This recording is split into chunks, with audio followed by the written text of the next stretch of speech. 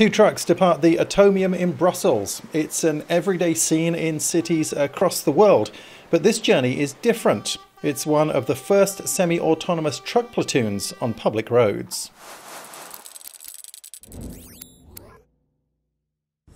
When it comes to self-driving, companies like Google get a lot of attention for their cars, but truck companies are developing an autonomous system that could have great benefits and be here sooner.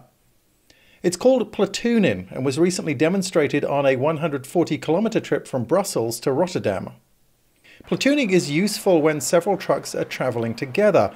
The front truck is the lead, and information on its speed, braking and acceleration is transmitted over a vehicle-to-vehicle network to the trucks behind.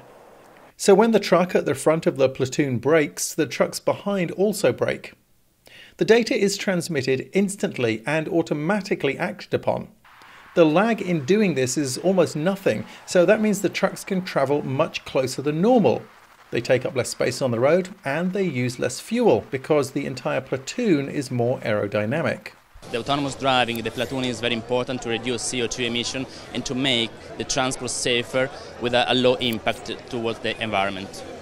The trip from Brussels to Rotterdam in early April was one of 6 that took place on the same day as part of the European Union's Truck Platooning Challenge.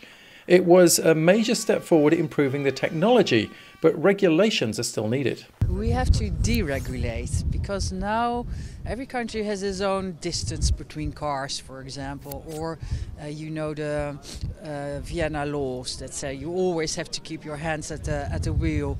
This is quite old-fashioned because every time when innovation comes, the laws and the rules we make are already old-fashioned. So we need to make rules and regulation that gives us room to experiment or just get rid of it. The goal? A common standard that works across Europe and between trucks of different manufacturers. A common control system is also envisaged that would keep track of platoons and allow trucks travelling across the continent to join and leave as needed. All of this is still a few years away, but the industry is working towards the first use of the technology in 2020.